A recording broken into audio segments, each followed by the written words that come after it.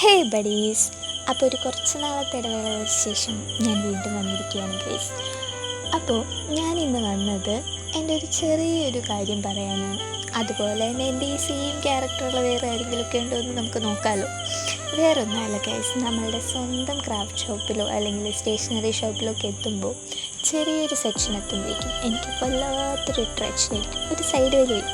വേറെ ഒന്നുമല്ല, നമ്മളുടെ സ്വന്തം ക്രാഫ്റ്റ് ഏരിയ എത്തുമ്പോൾ ഒരു സൈഡ് വലി വേണ്ടെന്ന് എന്താ പറയുക, എനിക്കൊരു വല്ലാത്ത എക്സൈറ്റ്മെൻറ്റും ഒരു കൗതുകവും എത്ര കിട്ടിയാലും മതിയാവാത്ത, ചിലപ്പോൾ എൻ്റെ കയ്യിലുള്ള സെയിമായിട്ടായിരിക്കും എന്നാലും എനിക്ക് വാങ്ങിക്കാം, അങ്ങനത്തെ ഒരു സ്പോട്ടാണ് കഴിച്ചത്. അങ്ങനെ ഒരിക്കലും ഞാൻ എൻ്റെ ഫ്രണ്ടിൻ്റെ ഒപ്പം പുറത്തു പോയപ്പോൾ കണ്ടതാണ് ഇവളെ കണ്ടപ്പോൾ എനിക്ക് എന്തോ ഒരു പ്രത്യേക ഇഷ്ടമൊക്കെ തോന്നി. ഇവളോടൊപ്പം കുറേ പേരൊക്കെ ഉണ്ടായിരുന്നു കേട്ടോ, പക്ഷെ എനിക്കെന്തോ ഇവളെയാണ് കൂടുതൽ ഇഷ്ടപ്പെട്ടത്. അപ്പോൾ അതുകൊണ്ട് തന്നെ ഞാൻ ഇവളെ എടുക്കുകയും ചെയ്തു. എടുത്തപ്പോൾ തന്നെ എൻ്റെ മനസ്സിൽ ഇവളൊന്ന് സുന്ദരിയാക്കി എടുക്കണം എന്നൊക്കെ ഉണ്ടായിരുന്നു. ബട്ട് എൻ്റെ സ്കെച്ച് പെൻ ഇവളുടെ ഫ്രണ്ട് പേജിൽ വർക്കായില്ല ഗൈസ്. പക്ഷെ നമ്മളങ്ങനെ വിട്ടുകൊടുക്കില്ലല്ലോ, അപ്പം തന്നെ ഇറക്കി നമ്മുടെ സ്വന്തം ബ്ലാക്ക് സ്കെച്ചിന്.